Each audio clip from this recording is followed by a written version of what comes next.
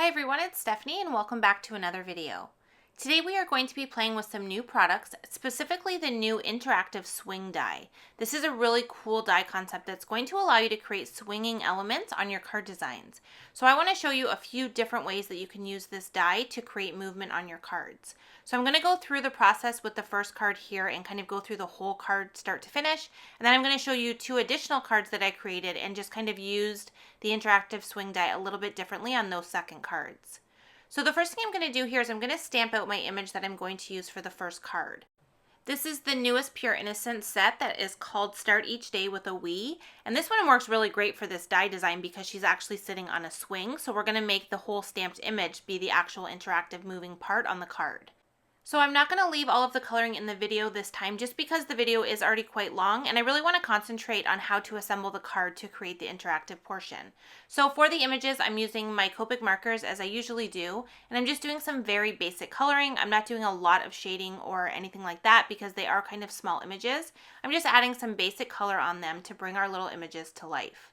I always love to finish off the Pure Innocence girl with a little bit of pink on her cheeks, and then once I have that done, we can go ahead and die cut her with the coordinating die. And she's going to be one full piece that we're going to be able to use with the interactive swing. Okay, so here is our die cut girl. She's ready to go. And I have all of the rest of the components here that I had previously die cut. So I have a card panel, which is Summer Splash cardstock. I have two pieces of the grassy treetop. I cut it out twice so I can do some layering. And all of these dies here are part of the interactive swing. So you get the top part, which can be either a tree or clouds.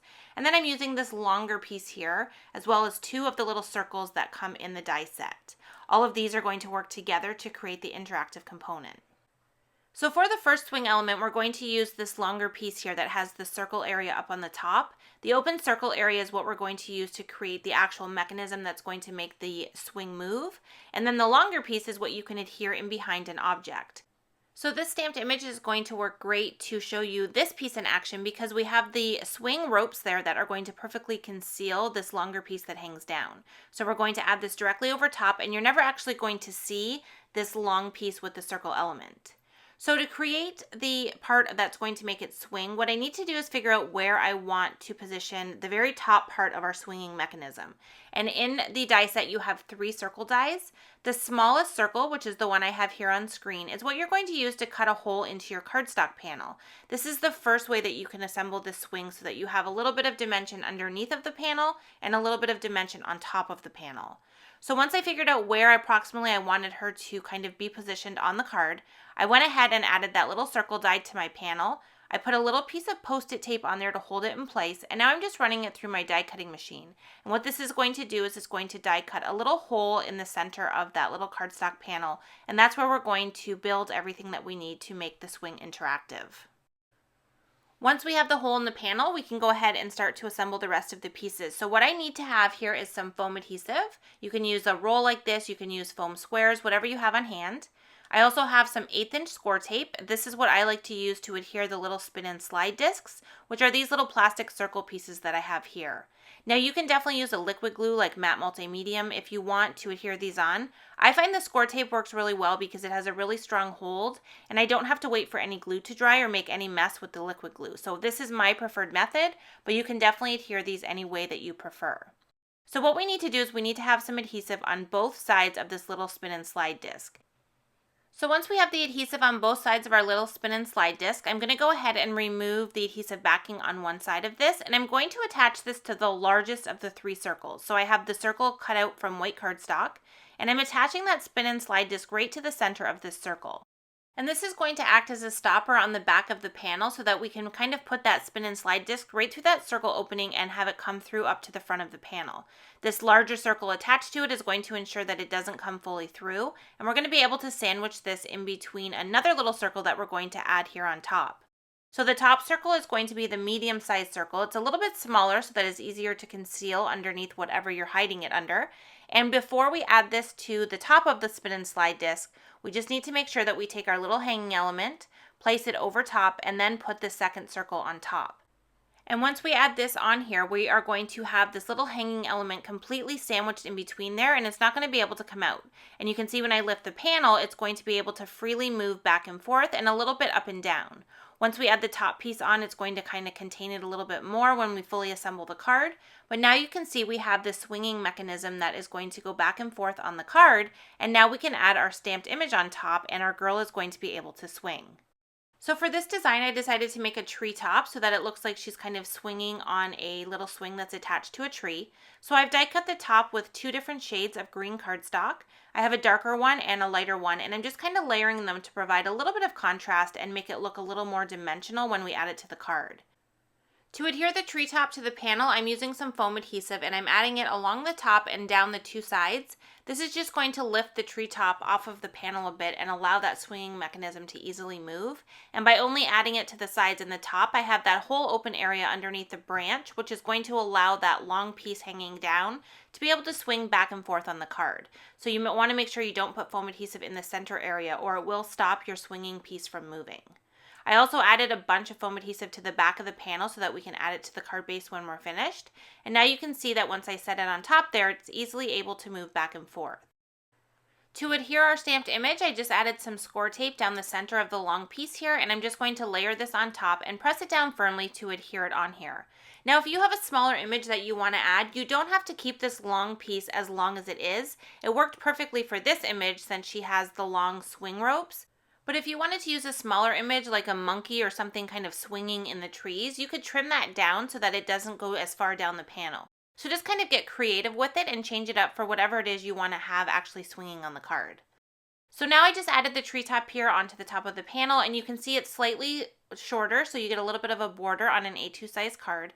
And now she can easily move back and forth. She moves really easily here and everything is working perfectly, but I always like to step it up a notch and add a penny in behind the image.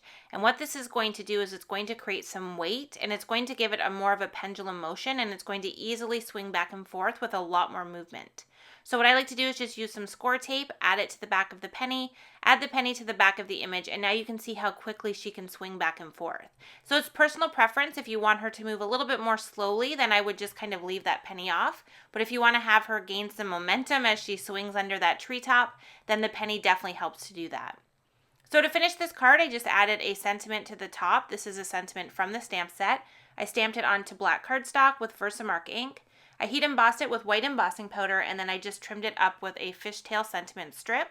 And then I'm adding a little bit of cloud detail to the panel. Now in hindsight, I would have done this at the beginning, but I realized after I had the card assembled that I thought the sky area looked a little bit plain and just wanted to add a bit of detail. So I just moved her out of the way and used the mini Cloud Edges stencil to add a bit of cloud detail to that sky.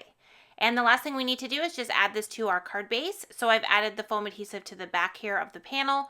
I have a card base that measures 5.5 by 4.25, and I just attached that directly on top. So now we have a finished card and we have this really cool swinging interactive element on the front.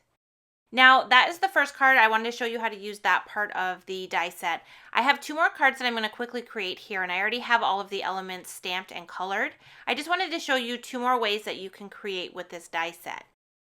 I'm quickly creating 2 background panels using Distress ink. This is Peacock Feathers, and for one of the panels I completely covered it with the blue ink, and then for this one here I'm using that same cloud stencil and I'm adding the detail to the white panel. The white panel one is going to be the one that we're going to put clouds at the top of, and the blue panel we're going to create a tree just like we did on the first one. So in addition to the long piece that you can use to create an interactive swing that we used on the first card, this die set also has this triangle piece here, which has a hole in the top, and then it has the triangle portion at the bottom, which you can use to adhere your die cut pieces to. So you can see here with this swing girl, which is from the new Sweet Friends stamp set, we don't have a closed area in the center of the swing, so we wouldn't be able to use that longer strip since you'd visibly be able to see it. So with the smaller triangle mechanism, we're easily able to add the tops of those swing ropes onto that piece, and now we're going to be able to create a swinging piece once again, but this is going to be fully concealed underneath of the top area, which in this case is going to be clouds. So for this one, I'm going to change up how I create the swinging portion. Rather than die cutting a hole in the panel and having the little spin and slide disc go from front to back, I'm adhering that little plastic piece directly to my panel. So there's going to be nothing on the back of it.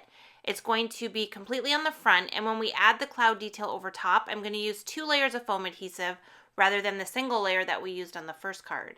And then when I adhere this panel to my card base, we are not going to add any foam adhesive in behind the panel. So I used the same 1/8 inch score tape that I used on the first card and added it to the back and front of our little plastic disc. I added the disc to the panel. I hung our little triangle piece over top of it, and now I'm adding the medium-sized circle directly on top. This is going to secure the spin and slide disc in the center as well as the triangle piece that we have hanging on there. And now you can see once again when we tilt our panel, she is easily able to swing back and forth. Okay, so now I'm adding the cloud detail to the top, and I'm leaving a little bit of a space in between my foam adhesive on the top area just to allow space for that triangle piece to be able to move back and forth. For this one, I did add 2 layers of the foam adhesive and I adhered it directly on there, and I did cut the panel to be the same size as the cloud piece. So this is going to have a little bit of a border when we add it to a card base. I cut a little piece of grass using Limelight cardstock and the Grassy Edges Dynamics, and then I'm taking the little bunny image that comes in the stamp set and I'm adding it down into the grass. And then like I did with the first card, I wanted to add a little bit of weight in behind the image so that she swings a little bit quicker. So once again, I took a penny and added some score tape to the back of it, and I'm just adhering it to that image. That's just going to give it that added weight once again, and it's going to allow her to be able to quickly swing back and forth. And the little bit of foam tape that's on each side of the clouds, it kind of helps stop her so she doesn't fully swing like right up over the side of the card. I finished the card by adding a sentiment at the top that I stamped onto black cardstock, and now you can see our first 2 examples. We have the first card that we created with the long piece that has the circle element on the top, and then we have the second card that we created with another stamped image, but we used the small triangle piece instead. Okay, so for the last card, we're going to use the swing that comes in the die set. And I think this is probably my favorite just because it's so customizable, because you can totally change up what you add to the swing. So I'm going to use the same triangle element that we used on the second card, but I'm attaching the swing that I've die cut from brown cardstock, and I'm attaching it on there with some liquid glue. Once I have that placed there, I'm going to let it fully dry before we add anything onto it. And I'm also going to add the little layering piece that gives the base of the swing a little bit of dimension. I'm going to create the swinging element on this one the exact same way I did on the second card. So I'm not going to put a hole through the die cut panel. I'm going to just add the little spin and slide disc directly to that panel. I'm going to hang the little triangle piece on top of that and then use our little circle die cut piece and adhere that directly on top to sandwich everything together. And now you can see that swing easily moves back and forth, and we can start to assemble the rest of the card. So for this one here, I decided to go with a tree design once again. So I added the foam adhesive to the back of the treetop. I left an opening at the top once again just to allow space for that triangle piece to be able to move. And then I adhered that directly on top of our panel, which is cut to fit with that treetop. So once again, we're going to have a little bit of a border when we add this to a card base. I used the Easter Bunny stamp set to stamp and die cut a bunch of images, and I love this little bunny image because he's sitting down, but it did have a little bit of stamp detail on either side of him. So what I did is I just stamped him and I used my scissors to trim off the pieces that I didn't want to include on the card. And now we have this adorable bunny image that is going to fit perfectly on the swing and actually looks like he's sitting on it. Now to adhere him on here, I'm adding liquid glue to both the swing as well as the ropes where his ears are going to fall. And this is just going to adhere him fully to that swing so that he stays on there and that the whole piece moves together and nothing kind of comes apart. Once again, I added a penny to this one to give it a little bit more momentum when it swings back and forth, but that is, like I mentioned, optional, and you definitely don't have to add that penny on there. I finished up the scene by adding the little butterflies, the Easter eggs down into the grass area, and then I also added a sentiment strip up in the top of the tree. And then once I have that done, we have completed 3 different cards using the new interactive swing die. There are so many more ways that you can use this die. I just kind of wanted to show you the basics of how you can assemble different swings on the card designs to create some really fun movement. So we have the first card where we use the longer piece with the little circle detail at the top to create a swinging element, which fit perfectly behind this Pure Innocent stamp. Then we have our second card where we created another stamp swinging image, but this time we attached it to the triangle piece since we had the open area in between the swing ropes. And then we have our last example where we use the actual swing that comes in the die set and put a stamped image onto the swing. I hope today's video gave you some ideas on ways that you can use the new interactive swing die. There are so many great images that you can combine with all of the different elements in this die set, and I'm so excited to see what you guys create. Thank you for joining me in today's video. I appreciate you being here and I hope to see you again soon. Thanks for watching.